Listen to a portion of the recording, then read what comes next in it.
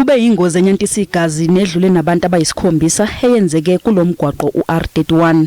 Abantu abahlanu abashonile bebegibele itekisi, kanti abanye ababili bebegibele ibhasi ebelithwele iqembu lebhola.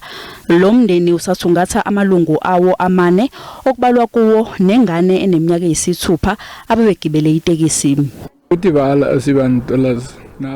Uthi angibazi ukuthi bakuphi baphume bethi baye emncwabeni abakaze beze bebuye kuze kube manje siyathemba ukuthi bayaphila. Kulindeleke ukuthi ukuhlonzwa kwezidumbu kuphothulwe ngolwesine.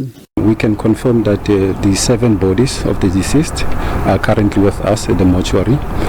Consultation has already been undertaken with the families just to brief them on the process plan. But key amongst those is that the post-mortem will be conducted because it's not a natural, it's a car accident. Umnyango wezokuthutha ududuze imindeni elahlekelwe. Let us first express our deepest sympathies and heartfelt condolences to the families that lost lives in the horrific accident that took place yesterday. Amaphoyisa asaphenya icala lokubulala ngokungenhloso kanti umshayeli wemoto yohlobo lwePolo elimhlophe osolwa ngokubanga lengozi usagcwele amathafa.